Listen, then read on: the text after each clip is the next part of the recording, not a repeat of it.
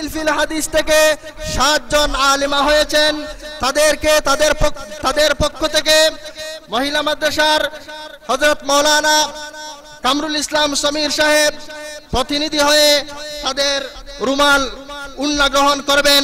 তাদের নাম পড়ছি: আলেমা মরিয়ম খাতুন, আলেমা ফাতেমা আখতার, আলেমা তসলিমা জান্নাত তানিয়া, আলেমা সালমা আখতার, আলেমা আয়েশা তামান্না, আলেমা হাবিবা খাতুন, আলেমা ফরহানা ইয়াসমিন। এবং যারা মহিলা মাদ্রাসা থেকে 4 জন মহিলা 4 জন মেয়ে হাফিজে কোরআন হয়েছে, তাদেরকেও রুমাল দেওয়া হবে।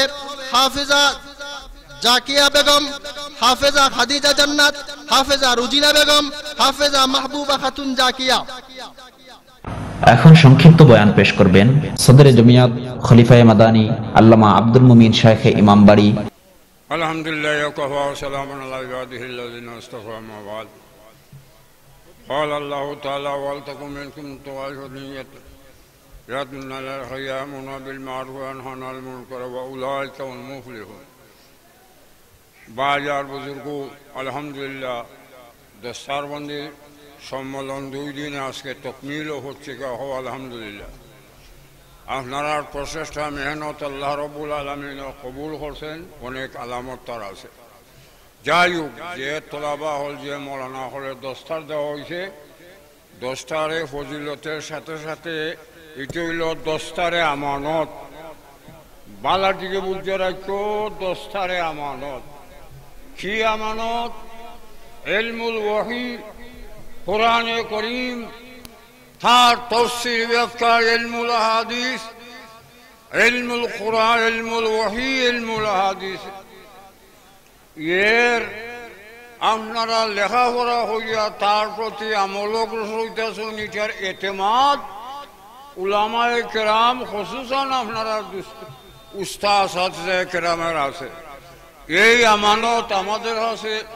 আমাদের বুজুর্গ থেকে যে আমানত আমরা পাইছি, আলহামদুলিল্লাহ সুম্মা আলহামদুলিল্লাহ আপনারা আছে আমানত আমরা পৌঁছাইয়া দিছি।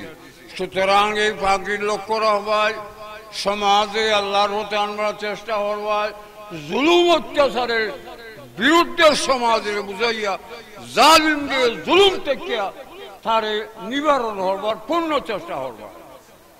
যাই হোক, এই হাসিল হতে আমার। আর সঙ্গে সঙ্গে আপনারা সবচেয়ে ইলমের মূল জিনিস আর টাকা চাইল আমলের সাথে সাথে আল্লাহর জিকির ফিকির করা। এর জন্য কিছু ওয়াক্ত আপনারা দিবা।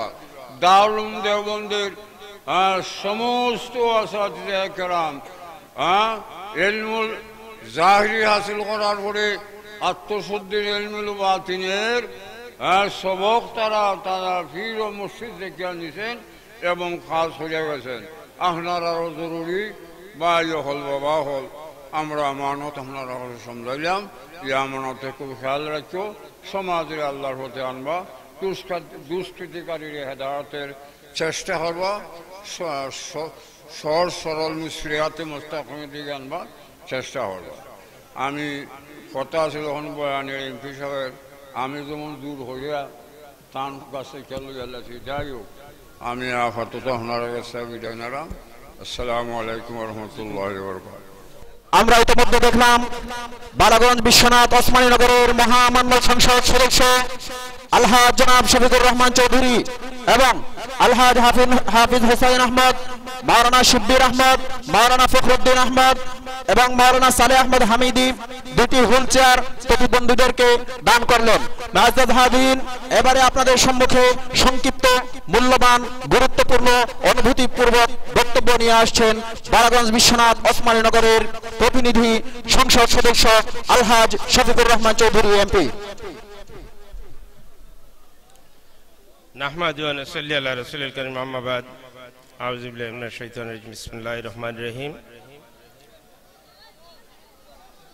আজকের এই 2 দিন ব্যাপী এই মহাসম্মেলন, এই মহাসম্মেলনের সম্মানিত সভাপতি, উপস্থিত উলামায়ে কেরামগণ এবং আমার শ্রদ্ধেয় মুসল্লিয়ানগণ, আমি এখানে এসেছি আপনাদের সবার কাছ থেকে দোয়া নেওয়ার জন্য, এবং প্রত্যেক বছরই আসি, সময় করতে পারলেই চলে আসি।